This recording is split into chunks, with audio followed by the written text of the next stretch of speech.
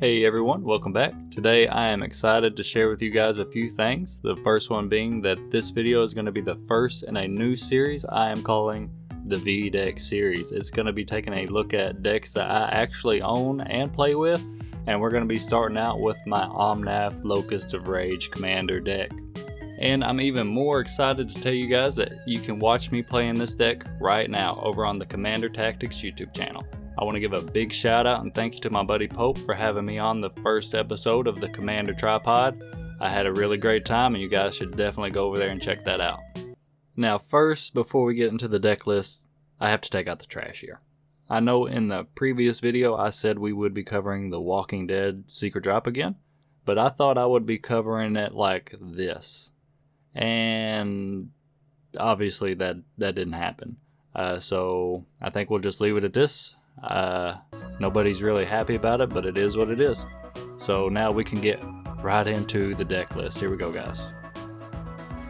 So this is my current deck list, and I just want to say and be upfront that Raging Omnath has been explored many times, and this is by no means a definite deck list of how it should be built, but this is what mine currently looks like, and it plays pretty good in my opinion. We'll kind of take a second to look at what I believe to be some notable interactions and cool cards and how you're actually going to win with it. But I'm not going to go over every card, but here it is. Here's the full deck list.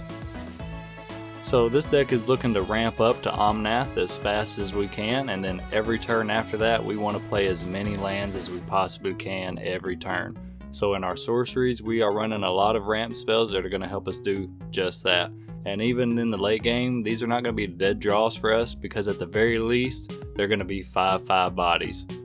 Now, our instant speed ramp does come with the drawback of having to sacrifice lands, but a lot of the times we're going to have access to our graveyard to play those lands back anyway. So it's really not that big of a drawback and plays right into our grand scheme of things. Now we're also going to be sacrificing lands with Constant Mist, but this is also going to let us buy back Constant Mist. And with this combination of cards, we're going to be able to stall out any creature damage for as long as we need to until we get to that point where we can finally push over and win.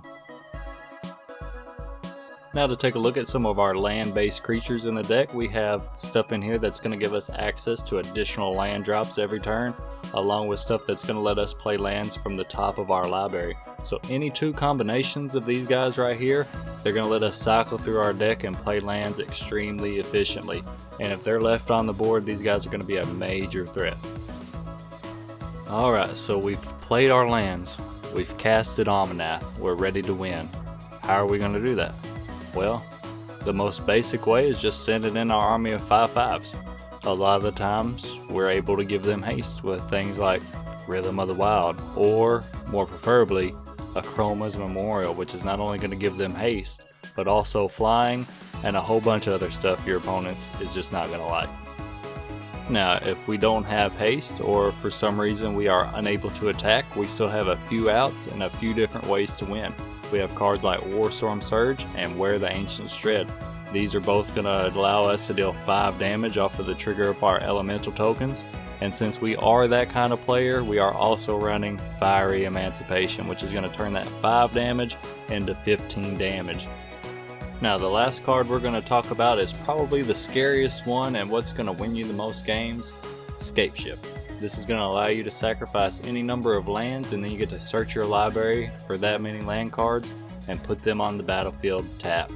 Now coming in tapped is no big deal for us. There's still going to be 5/5 elementals, sometimes 5/5 elementals with haste. And that's the deck list with a few pointers on how I think it should be ran. What do you guys think? Did you enjoy this video? You want to see more stuff like this? Make sure you let me know down there in the comments below. I will also have a link to the Commander Tactics YouTube channel, so you can go there and find that Commander Tripod video of me playing this deck. And I'm not going to give any spoilers here, but I played pretty well. Alright, we'll see you guys later.